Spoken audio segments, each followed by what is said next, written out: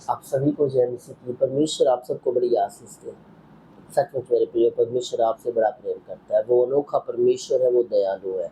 सचमुच आज के वचन को सुनकर आप अपने जीवन के अंदर एक बेहतरीन आशीष को लेने वाले बनेंगे, क्योंकि परमेश्वर का सामर्थ्य वचन यूँ कहता है, खुदा का राज्य एक राई के दाने के समान है। मेरे को राई का दाना जितना छोटा होता है उतना मजबूत भी होता है, लेकिन बाइबल में लिखा परमेश्वर एक दृष्टांत हमें समझा रहे कि मेरा राज्य जो है वो राई के दाने के समान है। यकीन मानना मेरे प्रियो, परमेश्वर का राज्य सचमुच एक राई के दाने के समान है, जिसे एक व्यक्ति ने लिया और अपने खेत में बो लिया। आज राई क्या है? राई है आज परमेश्वर का वचन। खेत है आज हमारी देह, आज हमारी बॉडी, आज हमारा मन, आज हमारा हृदय। जब कोई व्यक्ति परमेश्वर के एक वचन को लेता और अपने हृदय में बोता है, तो बाइबल बताती है वो वचन फल लेकर आता है।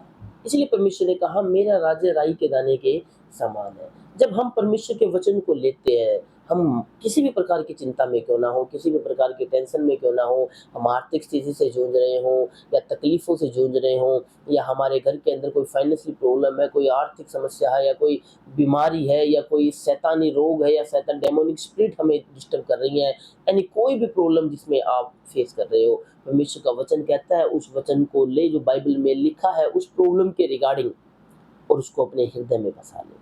मेरे को जब वचन हृदय में बसाया जाता है, जब आप प्रार्थना करते हो डेली उस वचन के लेकर, उस वचन को डेली सुनते हो, उस वचन को डेली बोलते हो और कहते हो परमेश्वर देख बाइबल में लिखा है, तूने मुझे चंगाई देने का वादा किया, परमेश्वर देख तूने बाइबल में लिखा है, तूने मुझे दीर्घायु देने का वादा किया है। जब वो वचन आप बार बार बोते हो, तो उस बीज को जो आपने अपने हृदय में खुदा का वचन बोया था, आप उसको पानी देते हो, आप उसको फीड देते हो, और समय आने पर जब वो अपनी ऋतु में फलता है तो आपको 100 गुना आशीष देकर लाता है।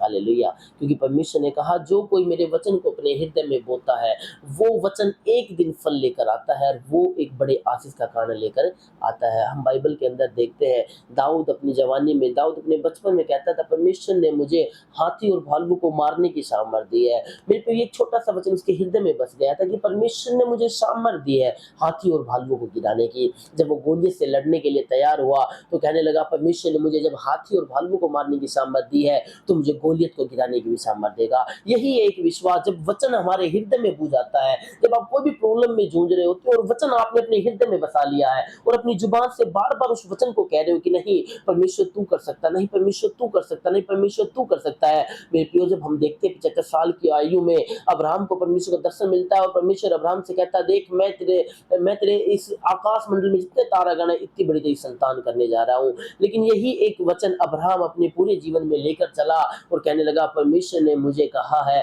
कि वो मुझे संतान देगा। और मेरे प्रियो, हम सब जानते हैं 100 साल के वर्ष में परमेश्वर ने अब्राहम को एक संतान दी।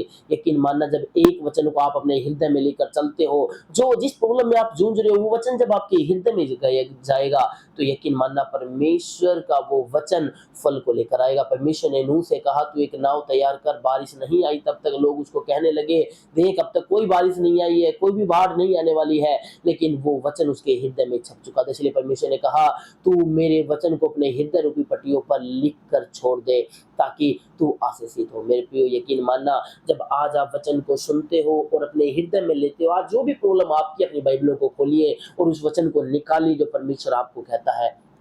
यकीन मानना, जब वो वचन आप अपने खेत में बोलेंगे, यकीन मानना मेरे प्रियो वो फल लेकर आएगा, क्योंकि वो बड़ा, क्योंकि लिखा है 32 पद में, वह सब चीजों में सबसे छोटा होता है पर जब बढ़ जाता है तब सब साग पात से बड़ा होता है। जब वो वचन, सपोज आज आप कोई फाइनेंशियल प्रॉब्लम में हो, कोई आर्थिक समस्या में हो, या कोई बीमारी में हो, या कोई डेमोनिक स्पिरिट में हो, या कोई घरेलू समस्याओं में आज आप फंसे हुए हो, आप बाइबल के वचन को उठाओ, उसको अपने हृदय में बसा लो और हृदय में बसाने के बाद खुदा से कहो खुदा मैंने तेरा वचन अपने हृदय में लिख लिया है, तू मुझे फल दे।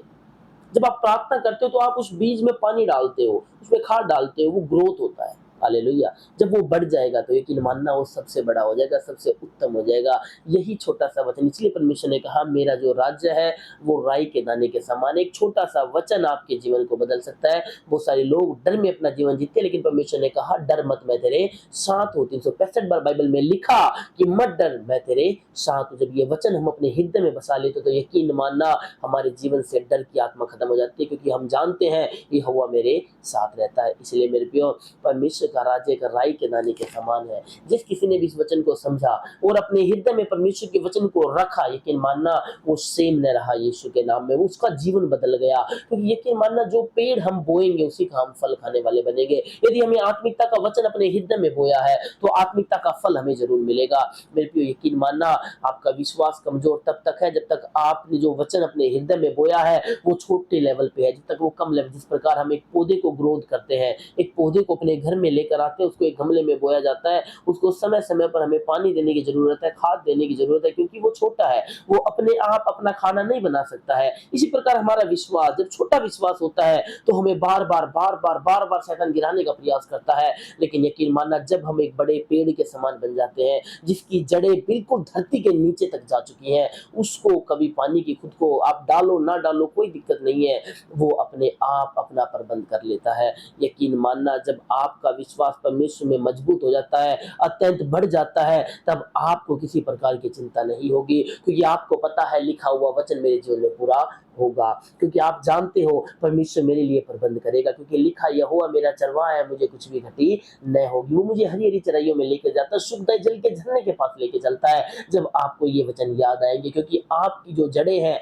वो परमेश्वर के अंदर तक जा चुकी हैं। इसलिए मेरे प्रियो, आज के इस वचन को सुनकर आप सेम न रहोगे यीशु के नाम में, क्योंकि परमेश्वर ने कहा जो मेरे वचन को सुनता और उस पर चलता, शैतान कभी उस वचन को चुराने न पाएगा। इसलिए मेरे प्रियो, आप ब्लेस हो। आज अपनी जीवन की सिचुएशन को ना देखकर वचन को उठाए, अपने हृदय में बोए। मैं कह रहा परमेश्वर आपके जीवन में बड़ी आशीष को लेकर आएगा। खुदा आपको इस वचन के द्वारा बड़ी आशीष दे। आप सभी को जय मसीह।